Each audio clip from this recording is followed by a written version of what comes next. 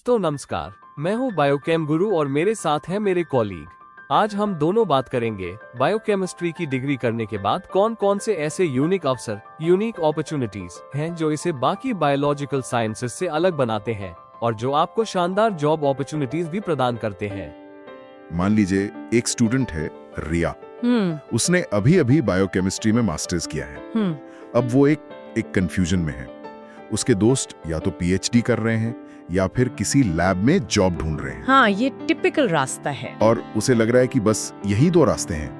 क्या उसे हमेशा लैब कोट में ही रहना पड़ेगा या कोई ऐसा रास्ता भी है जिसके बारे में उसने सोचा ही नहीं? बिल्कुल है। तो आज हम रिया जैसे स्टूडेंट्स के लिए ही ये पूरा मैप तैयार कर रहे हैं। हमारे पास जो मटेरियल है वो उन तमाम अनोखे करियर पाथ्स की एक लिस्ट है जो एक बायोकेमिस्ट ले सकता है। हाँ। तो चलिए इस मैप को खोलते हैं और देखते हैं कि ये रास्ते कहाँ-कहाँ जाते हैं। हाँ, और मैं इसे सिर्फ मैप नहीं, वो एक पासपोर्ट कहूंगी। पासपोर्ट?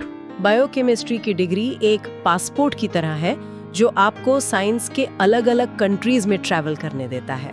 लोग इसे फाउंडेशनल साइंस कहते हैं, पर मैं इसे सीक्रेट इंग्रेडिएंट कहना पसंद करती हूँ। अच्छा। ये हर चीज में है पर अक्सर दिखता नहीं।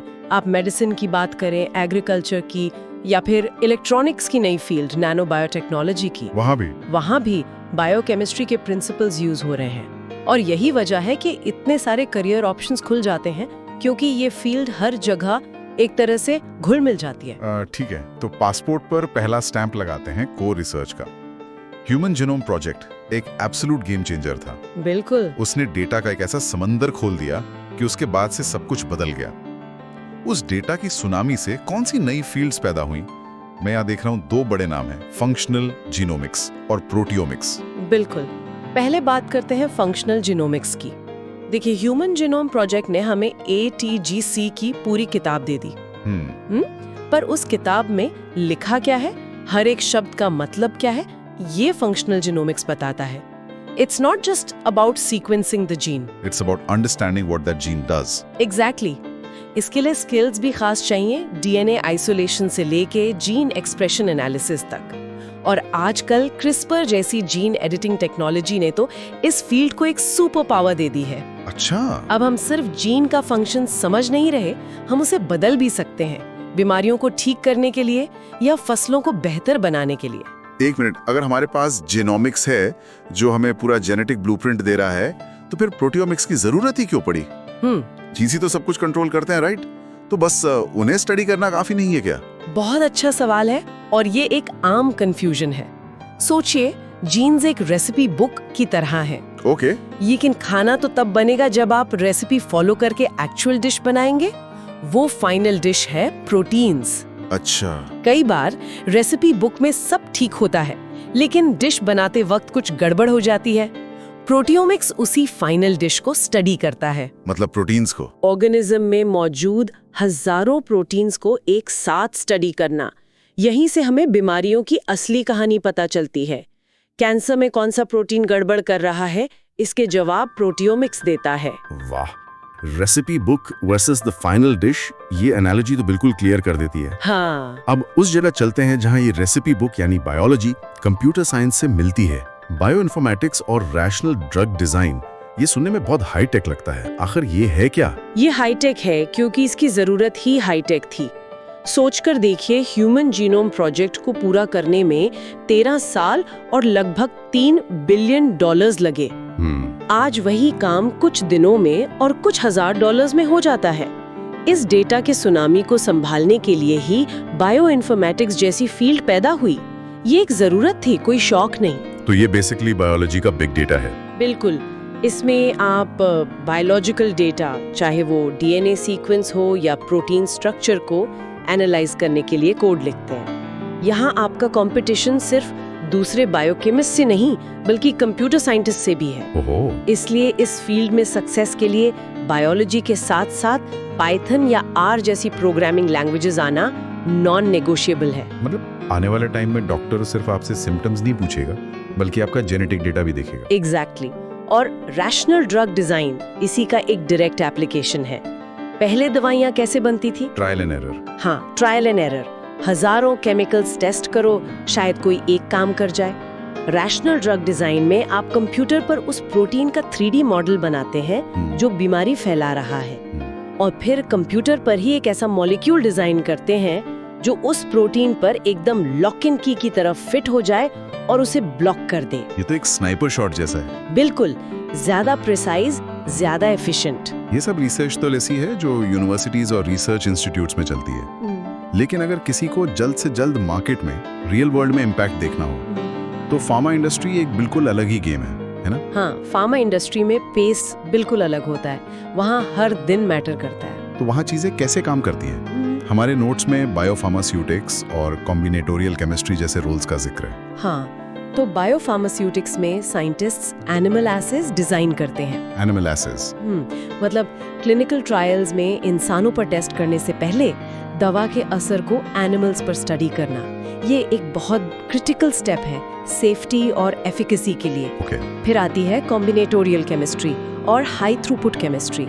इसको आप स्पीड डेटिंग फॉर ड्रग्स समझ सकती हैं। Speed dating? हाँ, रोबोटिक्स और ऑटोमेशन का यूज करके एक ही दिन में हजारों केमिकल कंपाउंड्स बनाए जाते हैं और उन्हें स्क्रीन किया जाता है, ये देखने के लिए कि कौन सा कंपाउंड बीमारी के टारगेट पर सबसे अच्छा असर दिखा रहा है।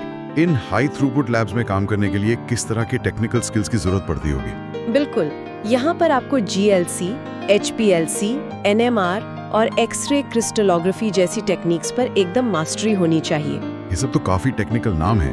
ये सब बेसिकली मॉलिक्यूल्स के फिंगरप्रिंट्स लेने और उनकी आइडेंटिटी कंफर्म करने के तरीके हैं। जब आप हजारों कंपाउंड्स के साथ काम कर रहे हैं तो आपको ये पक्का करना होता है कि आप सही मॉलिक्यूल के साथ काम कर रहे हैं और वो बिल्कुल प्योर है। समझ गया। फार्मा से थोड़ा हटके सोचते हैं। हमारे नोट्स में कुछ ऐसे ऑप्शंस भी हैं जो लोग अक्सर बायोकेमिस्ट्री से जोड़ते नहीं हैं, जैसे ब्रूइंग। हाँ, यानी बियर बनाना। इसमें एक बायोकेमिस्ट का क्या काम? लोग सोचते हैं ब्रूइंग एक आर्ट है, लेकिन इसके पीछे की साइंस बिल्कुल सॉलिड बायोकेमिस्ट्री है। अच्छा, पूरा प्रोसेस फर्मेंटेशन पर चलता है, जहां यीस्ट शुगर को अल्कोहल में कन्वर्ट करता है। एक ब्रू मास्टर, जो अक्सर एक ट्रेन्ड बायोकेमिस्ट होता है, उसे यीस्ट के मेटाबॉलिज्म को A to Z समझना पड़ता है। मतलब वो एक तरह से यीस्ट विस्परर है। हाँ, कह सकते हैं। टेम्परेचर थोड़ा सा ऊपर नीचे हुआ या शुगर का टाइप बदला तो बियर का पूरा टेस्ट प्रोफाइल, उसका अरोमा, उसका अल्कोहल कंटेंट सब बदल जाता है। कमाल है। और हाँ, क्वालिटी कंट्रोल तो है ही। हर बैच का टेस्ट कंसिस्टेंट हो, ये उनकी जिम्मेदारी है। और इसी तरह न्यूट्रिशनल सप्लीमेंट्स का एरिया है। आजकल हर कोई प्रोटीन शेक और विटामिन्स की बात करता है। बिल्कुल, इस मार्केट में बायोकेमिस्ट की बहुत बड़ी जगह है। यहाँ आपको फूड कॉम्पोजिशन और ह्यूमन मेटाबॉलिज्म की गहरी समझ चाहिए। कौन सा विटामिन, कौन सा मिनरल, कौन सा अमीनो एसिड शरीर में जाकर क्या करता है, इसका पूरा नॉलेज होना चाहिए। और अगर आपको स्पोर्ट्स साइंस की भी समझ है तो ये सोने पे सुहागा है। एथलीट्स के लिए? हाँ, आप एथलीट्स के लिए स्पेसिफिक सप्लीमेंट्स डिजाइन कर सकते हैं, एंडोरेंस बढ़ाने के लिए, मसल रिकवरी तेज करने के लिए। ये तो काफी डाइवर्स है। अब थोड़ा गियर शिफ्ट करते हैं और एनवायरनमेंट की तरफ चलते हैं। हम अक्सर सुनते हैं कि इंडस्ट्री एनवायरनमेंट को नुकसान पहुंचा रही है, पर क्या बायोकेमिस्ट्री इसे ठीक करने में भी मदद कर सकती है? बायो रेमिडिएशन, एनवायरमेंटल मॉनिटरिंग जैसे टर्म्स यहाँ में मेंशन्ड है। जरूर कर सकती है। अगर हम इसे बड़ी पिक्चर में देखें तो बायोकेमिस्ट्री हमें एक हेल्दी प्लैनेट मेंटेन करने के टूल्स देती है। बायो रेमिडिएशन को ऐसे समझिए जैसे हम पेट खराब होने पर प्रोबायोटिक्स लेते हैं। ओके। यहाँ हम एनवायरनमेंट के लिए प्रोबायोटिक माइक्रोब्स इस्तेमाल करते हैं जो गंदे केमिकल खा जाते हैं और उसे साफ कर देते हैं। जैसे ऑयल स्पिल्स को साफ करने के लिए तेल खाने वाले बैक्टीरिया का इस्तेमाल करना। और एनवायरमेंटल मॉनिटरिंग और टॉक्सिकोलॉजी, ये कैसे फिट होते हैं? ये दोनों जुड़वा भाइयों की तरह है। एनवायरमेंटल मॉनिटरिंग में आप बायोकेमिकल एसेज यूज करके चेक करते हैं कि हमारे पानी में, मिट्टी में या खाने में कोई जहरीला केमिकल तो नहीं है। और टॉक्सिकोलॉजी? और टॉक्सिकोलॉजी ये बताता है कि अगर वो टॉक्सिन है तो उसका हम पर क्या असर पड़ेगा। ये काम FDA या EPA जैसी गवर्नमेंट एजेंसीज के लिए बहुत जरूरी है। वो इसी डेटा के बेसिस पर पब्लिक सेफ्टी के लिए रूल्स बनाते हैं। सेफ्टी की बात हो रही है तो फोरेंसिक साइंस का जिक्र तो बनता है। टीवी शोज ने इसे काफी पॉपुलर कर दिया। हाँ, बहुत। क्राइम सीन पर एक बायोकेमिस्ट का असली काम क्या होता है? टीवी शोज में थोड़ा ड्रामा ज्यादा होता है, लेकिन कोर आइडिया सही है। फोरेंसिक्स में आपका काम है इनविजिबल को विजिबल बनाना, अच्छा, क्राइम सीन से मिले खून के एक छोटे से दाग से या एक बाल से डीएनए निकालना। यहाँ पर बायोकेमिकल एसेज इतने सेंसिटिव होते हैं कि वो बहुत छोटे सैंपल से भी इंफॉर्मेशन निकाल सकते हैं। और फिर उसे मैच करना। हाँ, आपका काम है उस डीएनए प्रोफाइल को सस्पेक्ट के प्रोफाइल से मैच करना। यहाँ पर गलती की कोई गुंजाइश नहीं होती। आपका एक रिजल्ट किसी की जिंदगी का फैसला कर सकता है। अब आते हैं कुछ बिल्कुल ही out of the box career पर, वो रास्ते जिनके बारे में रिया ने शायद सपने में भी नहीं सोचा होगा, जैसे टेक्निकल राइटिंग, टेक्निकल सेल्स या फिर मेडिकल इलस्ट्रेशन। एक मिनट, मेडिकल इलस्ट्रेशन मतलब एक बायोकेमिस्ट कोरेल ड्रॉ और फोटोशॉप यूज कर रहा है? हाँ, मैंने तो कभी सोचा ही नहीं था कि साइंस और आर्ट इस तरह से जुड़ सकते हैं। ये तो बिल्कुल अनएक्सपेक्टेड है। अनएक्सपेक्टेड है लेकिन बहुत जरूरी भी है। इन तीनों रोल्स का कॉमन थ्रेड है कम्युनिकेशन। कम्युनिकेशन। आप कॉम्प्लेक्स साइंटिफिक आइडियाज को आसान बनाते हो। टेक्निकल राइटर का काम है साइंटिफिक इक्विपमेंट के मैनुअल्स लिखना या रिसर्च को आम जनता के लिए आर्टिकल्स में बदलना। और टेक्निकल सेल्स? टेक्निकल सेल्स में आपको साइंस भी आती है और बेचना भी। आपका आधा काम साइंटिस्ट बनकर कस्टमर की प्रॉब्लम समझना है और आधा काम सेल्स पर्सन बनकर सोल्यूशन बेचना। और मेडिकल इलस्ट्रेशन वो है साइंस मीट्स आर्ट। एक टेक्स्ट बुक में डीएनए रेप्लिकेशन का वो सुंदर सा डायग्राम या किसी प्रेजेंटेशन में वायरस के अटैक का एनिमेशन, वो एक मेडिकल इलस्ट्रेटर बनाता है। उसे बायोलॉजी भी समझनी है और विजुअल डिजाइन भी। ये तो कमाल है। मतलब अगर आप लैब में काम नहीं करना चाहते लेकिन साइंस से जुड़े रहना चाहते हैं तो भी इतने सारे ऑप्शंस हैं। बहुत सारे। और इस लिस्ट में आखिरी चीज है law and regulation. Consumer protection या पेटेंट ऑफिस में एक बायोकेमिस्ट क्या करेगा? ये एक बहुत तेजी से ग्रो कर रहा है एरिया है, इंटेलेक्चुअल प्रॉपर्टी राइट्स या आईपीआर का। अच्छा। मान लीजिए एक कंपनी ने कैंसर की नई दवा बनाई, उसे पेटेंट करवाना पड़ेगा ताकि कोई उसे कॉपी ना कर सके। पेटेंट लिखने और फाइल करने के लिए आपको एक ऐसा इंसान चाहिए जिसे साइंस भी समझ आती हो और लॉ भी। तो एक बायोकेमिस्ट जिसके पास एलएलबी की डिग्री हो? वो इस रोल के लिए परफेक्ट है।